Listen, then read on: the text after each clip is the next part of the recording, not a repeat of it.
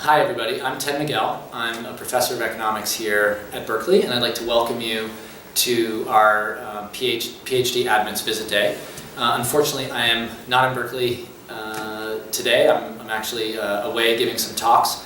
So I wanted to make this video just so I could discuss development economics research here on campus. I'm a development economist, that's where most of my research is, and we have a very large and active development economics research group here that I'm excited to tell you about. I've had the chance to speak with some of you by phone and email some of you. I'd like to encourage everybody that I haven't spoken to, if you are interested in development economics, to reach out to me in the next week or so as you're making your decision for grad school for next year. And of course, I very much hope you'll choose Berkeley.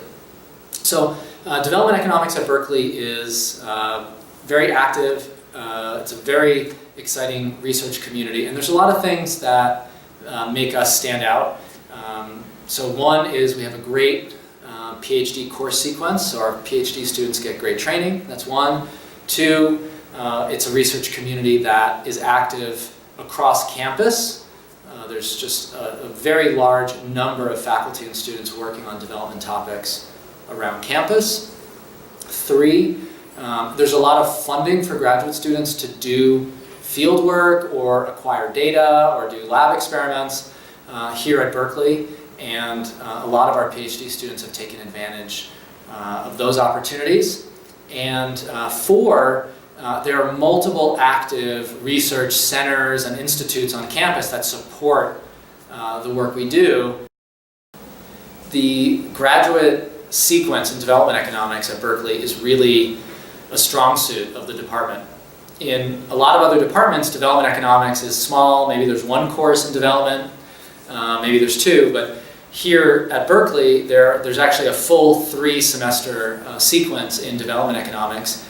And in any given year, there's typically 5 to 6 different faculty who are teaching in the development economics sequence. Because we do have 3 courses and so many faculty are actively involved in training our PhD students in development economics, we cover a very wide range of topics. And I think when you take together all the different topics that are covered, all the different tools and methods and models that we cover in the sequence, our PhD students are really well trained. They come out of the sequence as very well trained development economists. The courses are, the course sequence is actually shared between the Department of Economics and another department on campus. So one of the 3 courses is taught out of Agricultural and Resource Economics, ARE, which is a department that we have a lot of collaboration with here on campus. The other 2 courses in the sequence are taught out of the Economics department. ARE is a department with a tremendous tradition of development economics research going back decades, and there are, again, depending on how you count it, there are 4 to 5 faculty there who are actively doing international development research. So they're a tremendous resource for us on campus, and a lot of our PhD students will collaborate with faculty there, again, take their classes, sometimes collaborate on field work with faculty in ARE.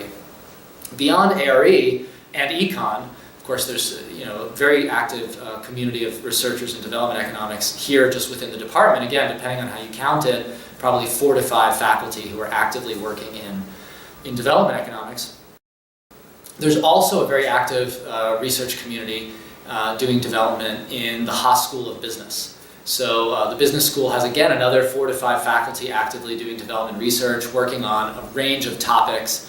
And again, when you put together the faculty in the Econ department itself, as well as in ARE and Haas, there really is critical mass of faculty members and graduate students working on international development topics. We have a joint weekly seminar, we have joint weekly workshops that faculty and students actively attend, and it really creates a vibrant research community in development economics. So between the courses and the seminars and the workshops that bring people together across campus, it's really an impressive collection of researchers. There are a number of very active research centers and institutes that are focused on development economics research, and those centers really help us out in a number of different ways. They organize conferences and meetings and symposia on campus, which makes it a very lively place to be to hear the latest development research. They've also been successful at raising a lot of funding for research. So let me tell you a little bit about the different centers.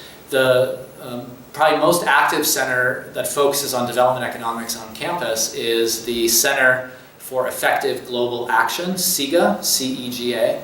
I've been involved with CEGA since it was founded about 5 or 6 years ago, and I'm the faculty director of the center. The center is growing very rapidly. There are over a dozen faculty on campus who are faculty affiliates of the center, and several dozen graduate students have actually received funding from the center for their own research. CEGA, from its inception, has made getting funding, raising funds for graduate student research a priority of the center, and many of our development economics graduate students benefit from that funding. Now, one of the really nice things about CEGA is it is a network that even goes beyond Berkeley and goes beyond all the different departments I've been telling you about on campus. There are actually over 50 faculty affiliates in total across the University of California system, so at campuses like UCLA, UC San Diego, UC Davis, UC Santa Cruz, etc., as well as affiliates at other leading West Coast universities. One of the really neat things about the network is we very often bring this network together, very often here at Berkeley, for events, for research retreats, for conferences, and I think graduate students benefit from that in many different ways. So graduate students get to not just tap into all the expertise and experience of the faculty who are physically here at Berkeley, but several times a term they get a chance to interact with faculty from a broader range of campuses. So CEGA is a very active center. We have major research programs on technology and development, behavioral economics topics, health, agricultural technology adoption, climate. Really, our faculty are working on a lot of different topics. There's a lot of interest in political economy and governance topics within the network, and taken together, I think it provides a lot of support for both graduate student and faculty researchers who. On CEGA, there's actually 2 other large centers on campus that are worth mentioning. One is the Blum Center for Developing Economies. The Blum Center is about, I think, 7 or 8 years old now, and it's a sort of endowed center with a pretty large staff. They are very focused on the topic of technology and development, and they're actually housed in the School of Engineering, so that was really where they came from.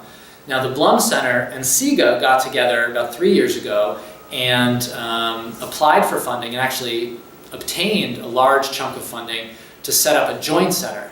So I know there's a lot of acronyms and centers floating around, but this third center is called the Development Impact Lab, DIL, D-I-L. And that's a joint initiative between CEGA, the Blum Center, and some other partners on campus. That's a very well-funded center that's interested in both the adoption of technologies and the impact of new technologies in low-income settings broadly.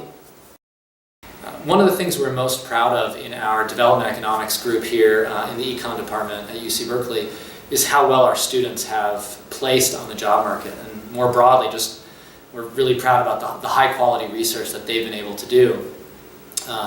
As I mentioned, we have a really good training program with an extensive course sequence. There's a large network of faculty and grad students working on these topics here.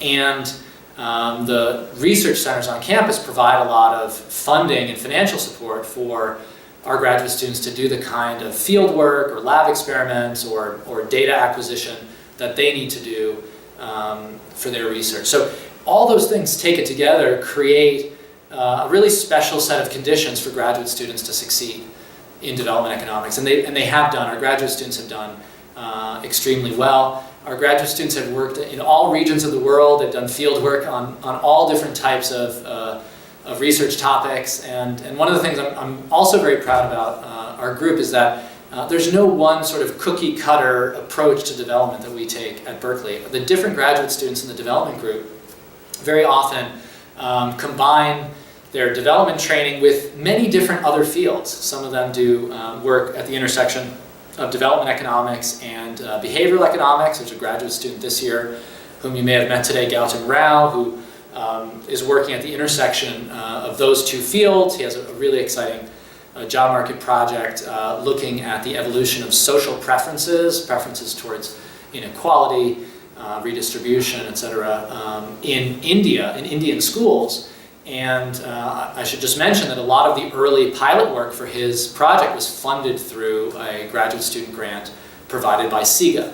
So that's just one example of research that was kicked off by the center funding that is so important here.